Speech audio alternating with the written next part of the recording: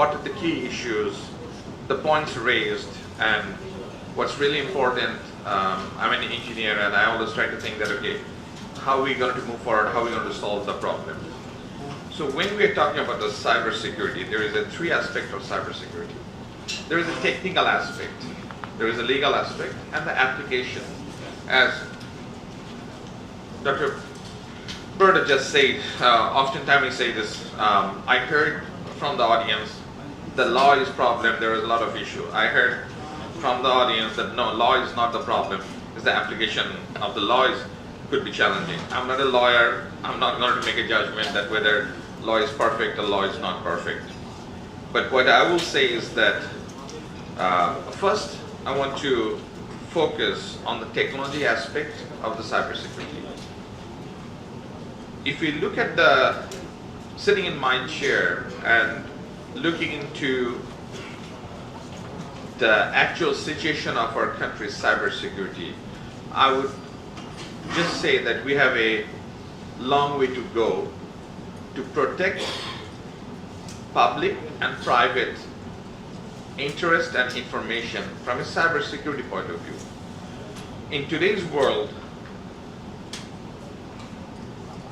our information are not just with us, it's with multiple platforms. For email, we are using one platform. Probably for ordering food, we are using another platform. For multiple purpose, for banking, we are using other platform. So when we think of a cybersecurity, the security threat can come from multiple dimensions, not from one dimension. So it's really important to understand that what government can do and what is the role of the government, what is the role of the private sector, and a cybersecurity agency, or as per the new law, the new cybersecurity agency, what is their role? Why the role interact with PTRC and other agency, and how we can safeguard the people of this country. So it's really important that last 1 hour that we talked different aspect of human rights and the violation of the law and all this thing, but I'm taking completely different tangent. I'm focusing on cybersecurity first. Looking into cybersecurity, with all due respect and where we stand, I would be the first time to say we have a long way to go. We just started this journey. We are assessing our entire country, government sector and private sector. Where is the vulnerability? I'm so thankful that the gentleman said about the vulnerability assessment. In any modern country, you do a rigorous vulnerability assessment, and not just in the government sector. You need to look into the private sector. There are more personal data lies in the private sector than in the government sector. So if you just protect the government sector and you say, no, I have no responsibility for private sector, then you will not protect your citizen. So the agency just started the work. We need to equip the agency with the right people, right tool, and I would just say that we're not running it. We just start crawling to walking, but we are really trying to move fast here. One other thing, what's important is that there are multiple laws passed, multiple initiative has happened during the interim government, and there's an interrelation here. The cybersecurity law is one, PDPO, which is personal data protection, is one, NDGO, National Data Government Policy, is one, and then telecom and IP policy. Yes, each are individual laws, but there is an interrelation and there is a correlation and interdependency. So you can't just take and look into one, you have to understand the interdependency and how it will help each other and how it correlate each other. One of the things I would highlight that what this administration, this government has formed, and after the formation of the government, we have around 30 days to review the ordinance what interim government has passed and go through and decide that whether we go to parliament to pass those or not to pass those. Dr. Berta says that it's really not right to have the criminal, don't prosecute through the criminal part or criminal law for a lot of these offenses. And one of the first things we identified when we formed the government in the PDPO, Personal Data Protection and NDGO, the law has the provision for the criminal prosecution, which is not the practice in the internationally. We looked to GDRP, we looked into US, we looked into Europe, we looked into Japan, and within that short term, yes, there is a provision of prosecution, yes, there is a provision of civil liability, civil cases, but we have changed from the criminal to the civil. I won't say that what we have passed is perfect, no law is perfect, is the application what matters, and is the continuous evolution what would be important as we move forward. Aside from the cybersecurity threat, when it comes to, there was a lot of discussion about the platform. So I would just say one thing, that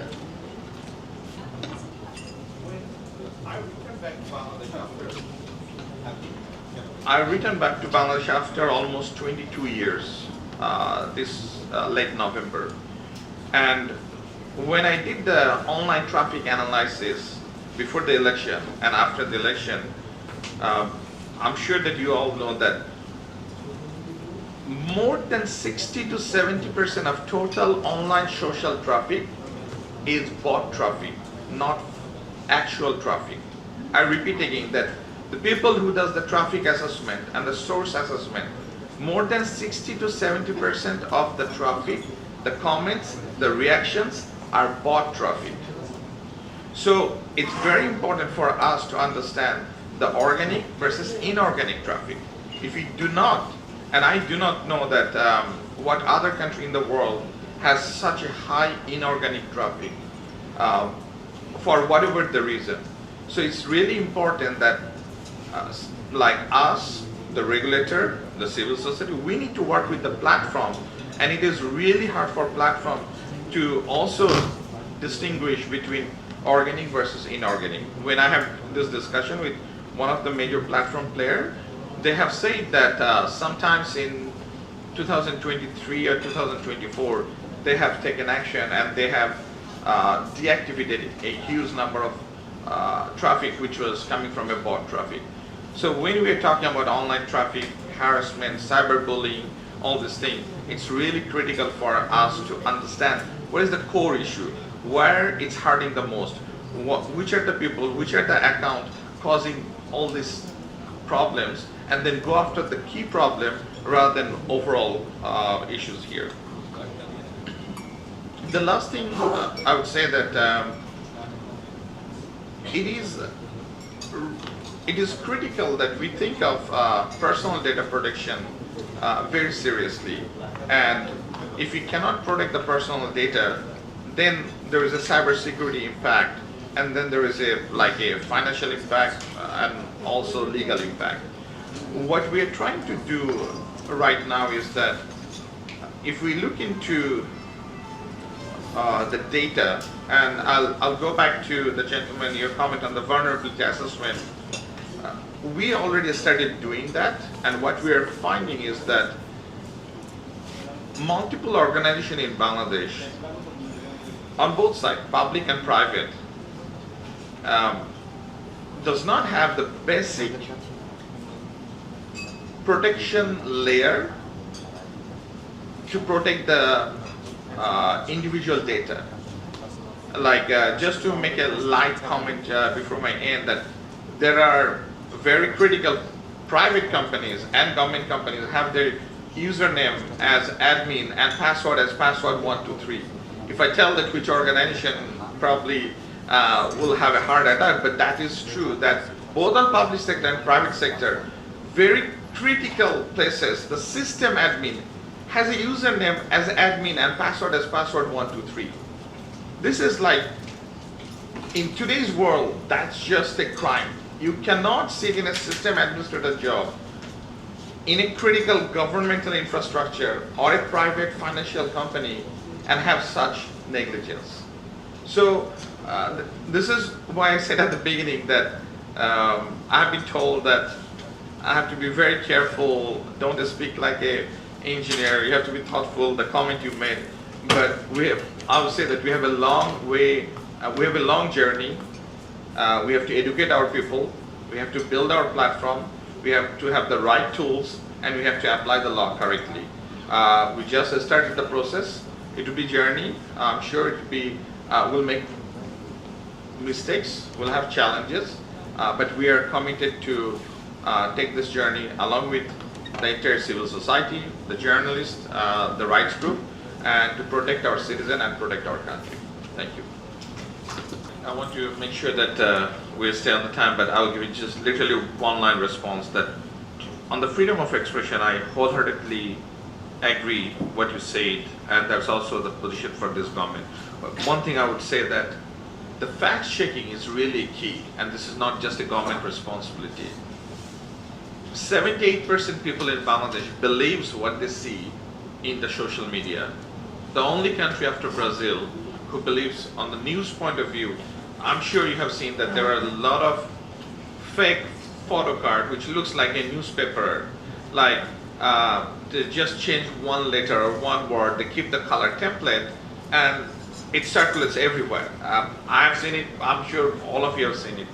So yes, it's a responsibility of government, but it's also responsibility of the civil society, the news media and others, because if 78% of the people, and it's even more alarming, 87%, the people who lives in rural area sees what they believe, like they believes what they see in the social media.